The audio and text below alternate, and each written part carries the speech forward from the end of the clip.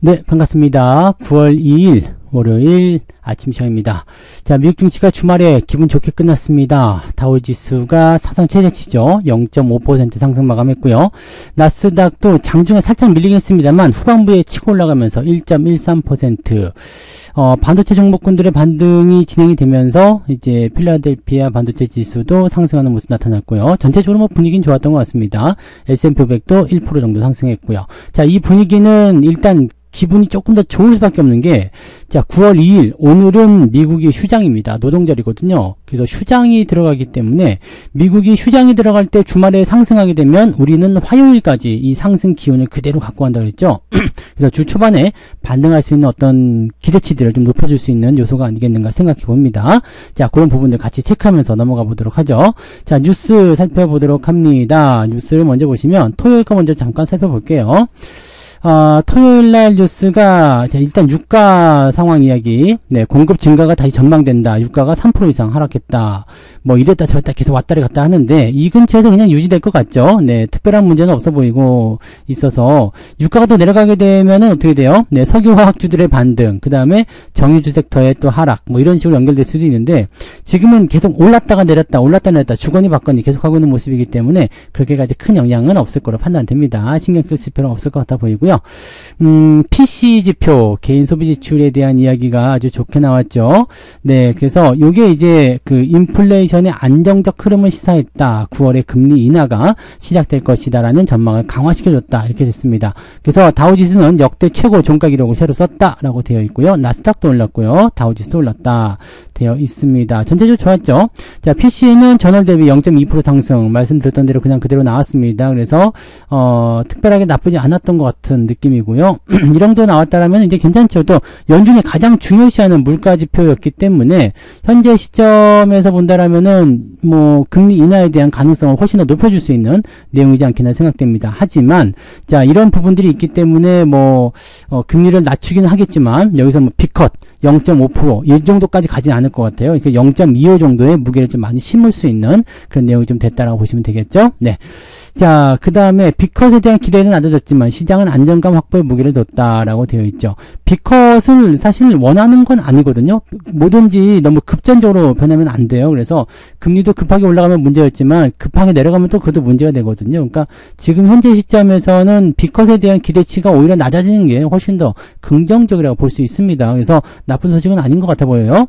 자, 그 다음에 인텔의 주가가 9.49% 상승했는데 파운드리 쪽을 분사하겠다는 얘기가 나왔거든요. 그래서 여기에 대한 기대감이 좀 있었고요. 또 실적 개선, 그 다음에 주가 부양을 목적으로 제품 설계와 제조업 사업의 분할, 그 다음에 제조시설 확장 프로젝트 폐기 뭐 등등 논의 중이다. 이런 얘기가 나왔는데, 자, 일단 파운드리 업체를 이제 분할하겠다는 얘기가 나온 거기 때문에 이제 AI 쪽에 대한 추가적인 어떤 그런 대응책이 나가는 건 아니냐 해서 AI 쪽에 좀 관심이 높아지는 그런 상황을 좀 만들어 줬어요. 그래서 이 반도체 관련한 종목군도 전체적으로 다 같이 올라오는 모습이 좀 있었습니다. 그래서 긍정적으로 진행이 좀 됐고요.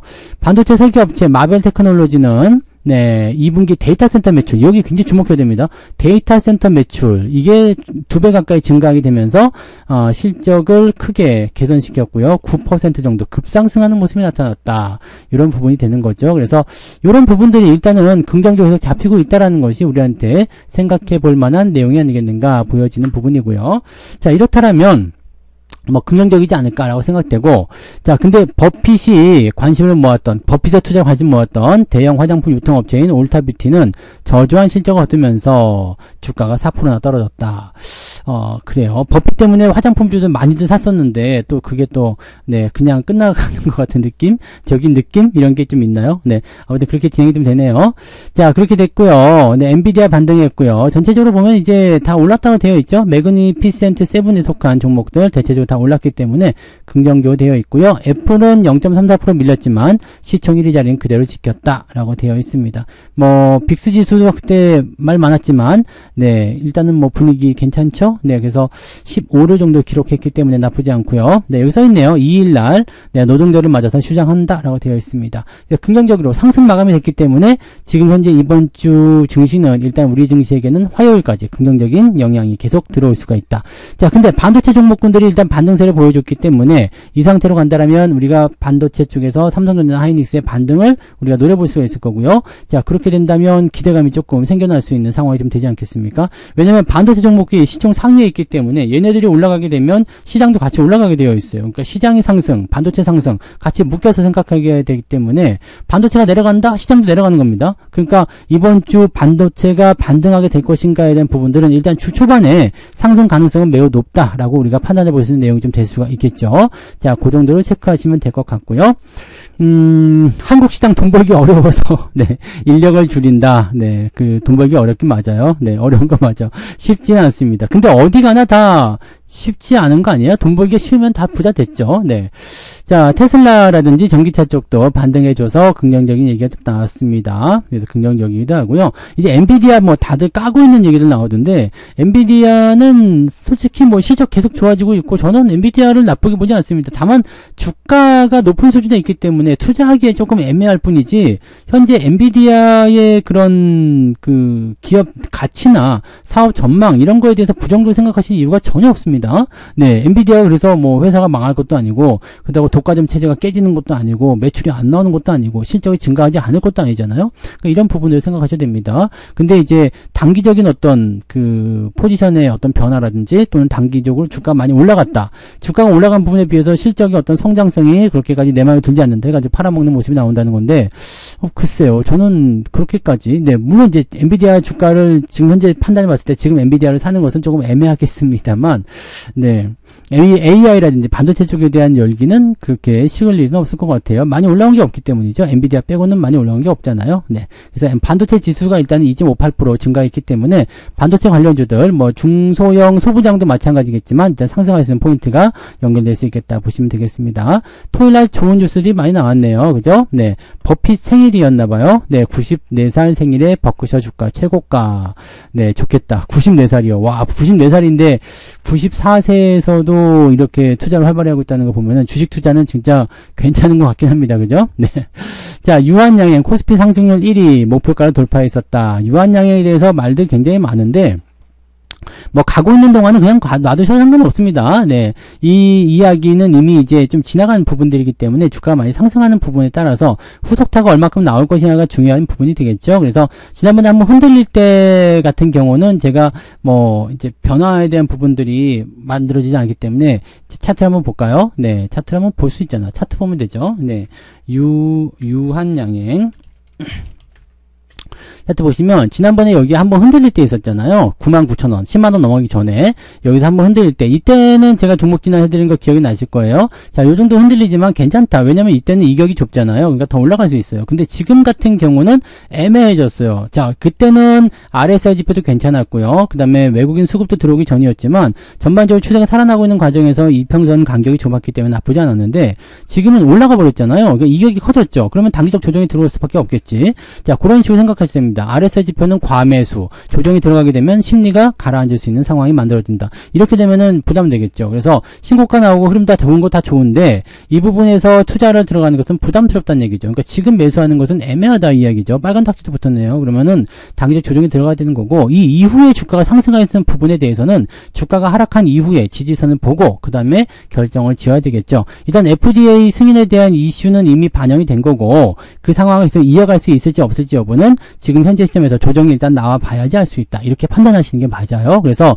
뭐 유한양행이 앞으로 계속 가냐 안 가냐 여기에 대해서 생각하실 게 아니라 지금 현재 흐름이 어떤 식으로 만들어질 것이냐 여기에 주목을 하시는 게 맞다고 생각하시면 되겠습니다. 그리고 제약바이오들 같은 경우는 대체적으로 네, 지금 당장 뭐가 만들어졌다, 뭐가 승인이 났다, 뭐 신약이 나왔다, 임상 돌파했다, 그렇다고 하더라도 실질적으로 실적에 연결되기까지는 시간이 제법 오래 걸리거든요. 그래서 그런 것들에 따라서 또 실망감을 내뿜는 경우도 많이 있습니다. 그래서 무조건적으로 네, 생각하실 만한 부분은 아니겠다 이렇게 보셔야 되겠죠.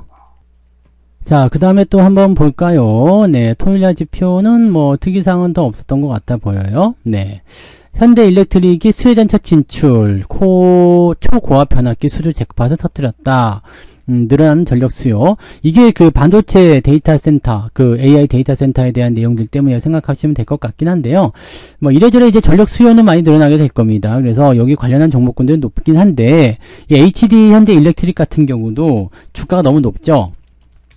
그렇기 때문에 예전에 한번 말씀드렸을 것 같아요. 현재 시점까지 올라온 거 좋아. 주도주 좋은데 이 시점에서 더 올라가기는 조금 부담스럽다는 얘기죠. 그러니까 부담스럽다는 것은 최선의 선택이 횡보죠. 아니면 떨어질 수밖에 없거든요. 근데 지금 같은 경우는 매출이 계속 늘어나고 기대감이 있기 때문에 하락보다는 횡보를 선택할 가능성이 좀 높을 것 같아요. 하지만 이격 다 좁혀줘야 되기 때문에 현재 시점에서 막 바로 치고 올라간다. 조금 어렵습니다. 지금 여기서 뭐 2배, 3배 올라간다. 쉽지 않은 일이거든요. 그러니까 이런 포인트들을 우리가 생각했을 때 많이 올라온 주식은 일단 조심하시는 게 맞아요. 그래서 그런 부분들을 체크하셔야 되는 거고요.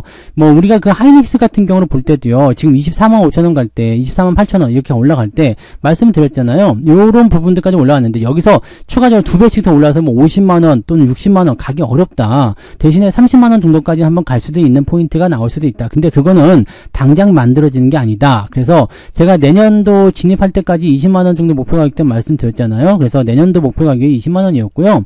내년도 이제 상반기 지나면서 추가적인 상승이 나타나게 되면 26만 원이든 28만 원이든 이렇게 갈 수도 있다라는 식으로 해석하시는 게 맞아요. 그래서 지금 시점에서는 일단은 하이닉스 같은 경우도 많이 올랐기 때문에 좀 들어오는 모습들. 근데 이런 것들은 뭐 큰 문제는 없어 보여요. 그래서 네, 반도체 쪽은 크게 문제될 건 없어 보이고요. HD 현대 일렉트릭 같은 경우는 좋은 소식이 있다고 하더라도 네, 주가가 높은 수준에 있기 때문에 약간의 주의는 좀 필요하다라고 보셔야 됩니다. 그래서 그런 부분들.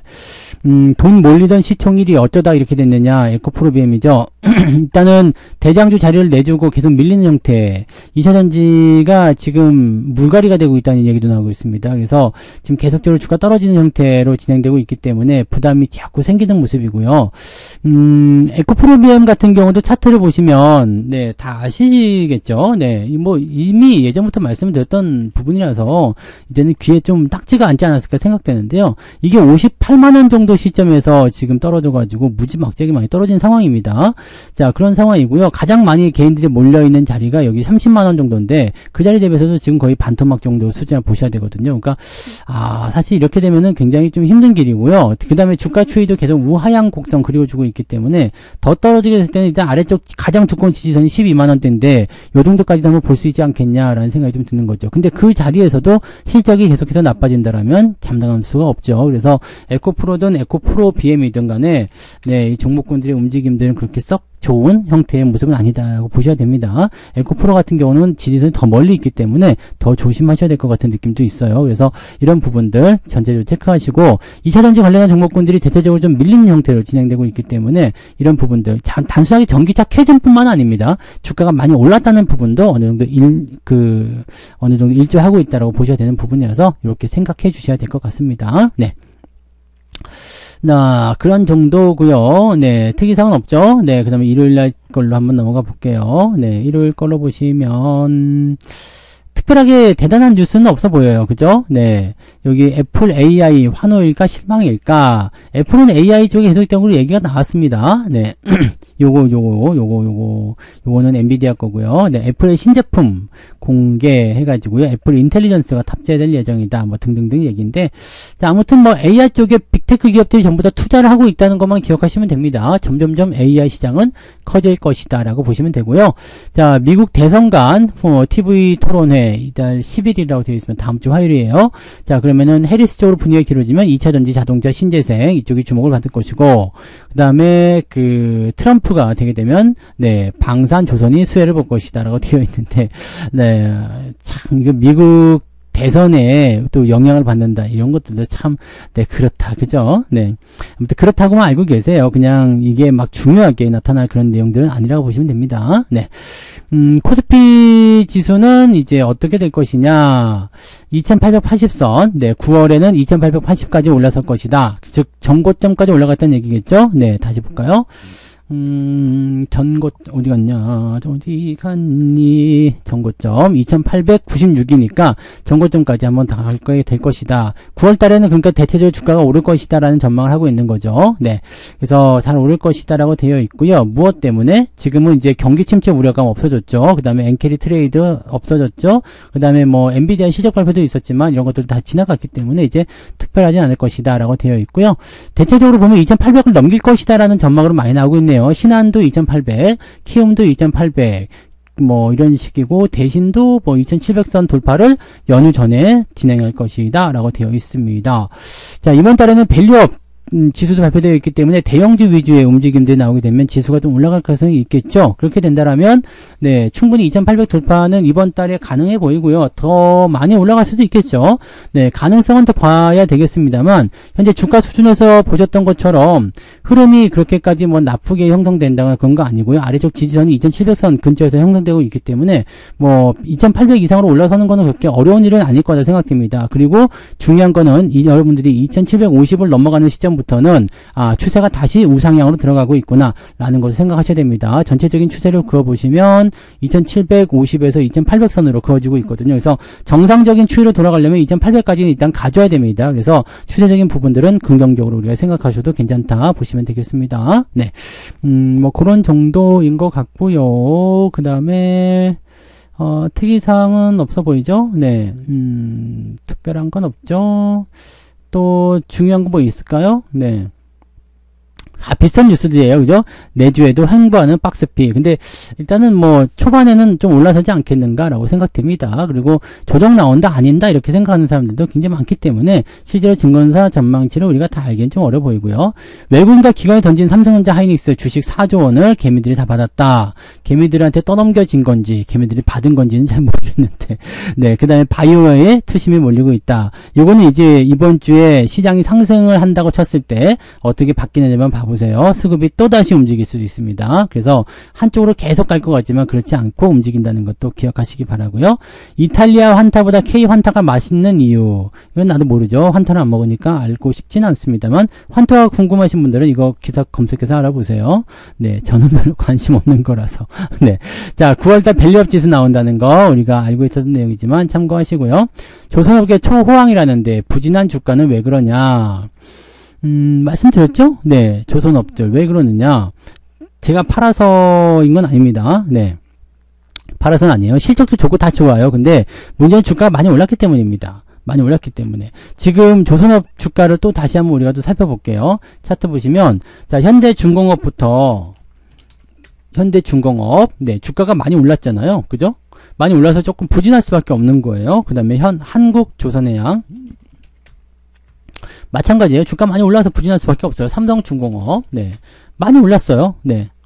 조금, 이건 좀 덜 오른 감도 있지만 많이 올랐죠. 대신에 안 오른 종목 있다고 했잖아요. 하나오션. 하나오션은 안 올랐기 때문에 어떻게 해요? 주가가 올라가고 있죠. 나쁜 상황이 아닌 거죠. 그러니까 업황 자체가 괜찮다라고 하더라도 여러분들이 생각하실 수 있는 내용은 뭐겠어요? 많이 올랐냐, 많이 오르지 않았냐예요. 즉 하이닉스는 많이 올랐다. 그러면 얘는 업황이 아무리 좋아도 조정을 좀 받고 들어가야 됩니다. 엔비디아 아무리 좋아도 조정받고 들어가는 거예요. 이 조정을 인정을 하고 가는 거죠. 대신에 장기적 흐름에서 이 조정이 짧게 떨어졌다가 반등이 세게 나갈 것인지 아닌지 그 여부는 우리가 보면서 체크를 하셔야 된다는 얘기입니다. 지금 현재로서는 업황 자체는 나쁘지 않습니다. 네, 나쁘지 않고요. 단지 주가가 많이 올랐기 때문이다 라고 우리가 판단하시는 게 조선업 쪽에서는 맞을 것 같아 보여요. 네, 그 정도 보시고요. 그 다음에는 네, 2차전지 끝난 건가요? 네, 이 얘기 또 나왔네. 네, 2차전지는 지고 있다.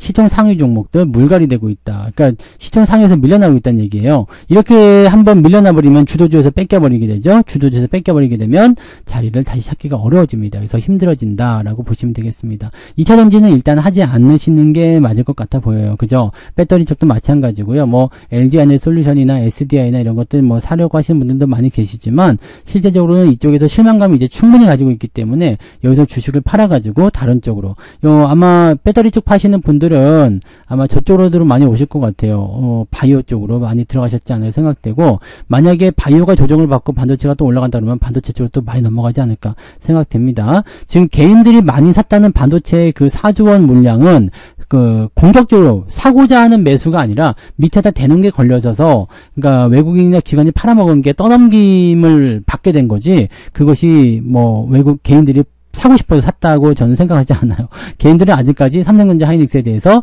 네, 우호적이지 않죠. 네, 싫어해요. 그렇기 때문에 실질적으로 이제 개인들 자금이 몰리는 곳은 바이오나 이런 쪽으로 가 있을 거라 생각합니다. 그래서 그런 정도로 보시면 됩니다. 네, 뭐 어쨌든 그렇고요. 네, 8월 달에는 많이 팔았으니까 이제 9월 달에 좀 외국인들이 사주면 개인들이 또 매도 물량이 엄청나게 나올 거예요. 네, 그 정도 보시면 되고, 네.